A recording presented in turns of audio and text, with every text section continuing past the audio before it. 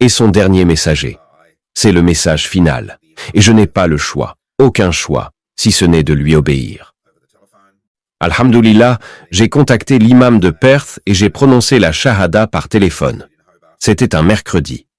Puis, le vendredi, je suis allé à la prière de Jumu'ah à la mosquée de Hobart. Il y avait là des frères venus faire de la dawa depuis une grande mosquée de Melbourne, Faulkner, une mosquée avec laquelle j'ai désormais un lien.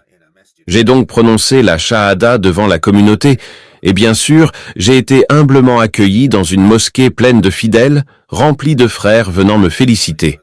C'est ainsi que ce prêtre orthodoxe, pas un prêtre de haut rang, pas un prêtre saint, mais un pécheur, a compris qu'il ne pouvait pas ignorer le Coran, qu'il ne pouvait pas ignorer la vérité que Dieu n'est pas trois, Dieu est un, que Dieu n'a pas de fils, et que son message final est celui que nous devons tous écouter, que tous les chrétiens doivent entendre, que tout le monde doit entendre, que je devais prier comme Jésus priait, prier comme priaient les prophètes honorés avant lui, et depuis cette décision, je suis en paix. Je veux revenir en arrière pour les nombreux non-musulmans, ceux qui ne sont pas encore musulmans, et qui regardent cette émission. Lorsque vous dites « Allah », beaucoup de gens, si on regarde en arrière, n'est-ce pas en fait le mot utilisé dans la langue que parlait Jésus? Bien sûr. En araméen, Allah est très proche de l'arabe, et bien sûr, les chrétiens aujourd'hui, les chrétiens coptes et les chrétiens arabes du Moyen-Orient, les chrétiens palestiniens utilisent Allah pour désigner Dieu de la même manière. Bien entendu, leur compréhension de Dieu est nuancée et différente, mais la langue reste la même. Et je pense qu'il y a un immense soulagement, une satisfaction de réaliser que la plus grande religion du monde, l'islam, est l'aboutissement de ce que Dieu a transmis à Moïse et aux prophètes. Au prophète David, mon homonyme chrétien, David, au prophète Élie, et bien sûr à Jésus, paix sur lui, ainsi qu'à tous les messagers. Il y a donc une continuité que nous, en tant que chrétiens, avons manquée et mal comprise. Quelle est la différence dans la manière dont vous honorez et respectez Jésus maintenant?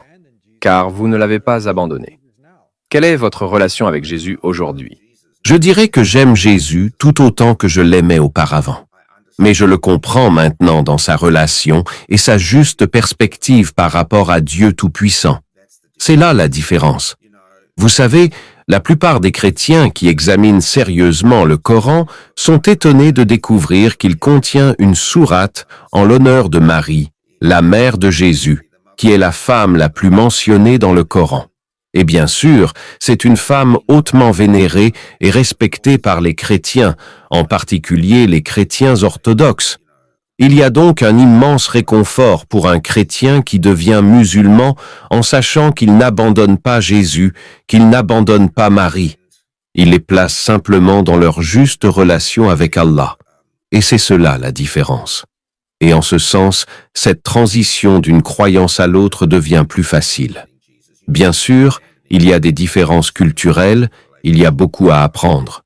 Il y a aussi cette notion que lorsqu'on prononce la shahada, nos péchés et nos erreurs sont effacés et que nous avons l'opportunité d'établir une nouvelle relation avec Dieu dans la bonne direction. Et, masha'Allah, je n'ai jamais regardé en arrière. Cela ne signifie pas que je n'aime pas et ne respecte pas les personnes que j'ai servies, ni que je ne chéris pas les amitiés que j'ai nouées. Mais je regrette bien sûr certaines pertes d'amitié qui accompagnent un tel changement.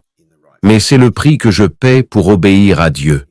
Et, aussi difficile que cela puisse être sur le plan humain, sur le plan spirituel, c'est ce que je dois faire. C'est un sacrifice pour Allah, intervenant 2 à 3. Cela me rappelle un passage de la Bible. Lorsque vous parlez de la shahada et que vous regardez Jean 17:3, il est dit « Or, la vie éternelle, c'est qu'ils te connaissent, toi, le seul vrai Dieu, et celui que tu as envoyé, Jésus-Christ. » Donc, à cette époque, vous auriez dit que Jésus était un messager? Donc, le dernier messager est le prophète Muhammad. Et vous adorez celui que Jésus dit être plus grand que lui, Dieu Tout-Puissant, Allah. Ainsi, vous placez Jésus à la place qu'il s'est lui-même attribuée, sans l'élever au rang de divinité. Vous adorez le Dieu de Jésus et l'acceptez comme messager, comme prophète de Dieu, et ensuite, Muhammad, que la paix soit sur lui et sur tous les prophètes, est simplement le dernier messager, l'aboutissement de la chaîne des messagers, envoyés depuis le début jusqu'à la fin. Il a été le dernier. Le Coran est rempli de récits et d'enseignements qui sont les mêmes. Il y a tant de similitudes, que ce soit l'histoire de Moïse en Égypte, du Pharaon, de l'ouverture de la mer Rouge, du châtiment de Dieu envers les peuples injustes, mais aussi de sa miséricorde et de son pardon pour ceux qui l'aiment et lui obéissent. Donc, à un certain niveau, ce parcours est très similaire, mais il est passé d'une croyance erronée à la vraie croyance. Et bien sûr, c'est cela que signifie, en fin de compte, le mot orthodoxie, la croyance correcte. Et l'islam est la croyance correcte. Quelle était votre confession avant 1978? J'étais anglican. Je suis australien, un Australien qui a grandi dans l'anglicanisme. Oui, donc l'Église d'Angleterre.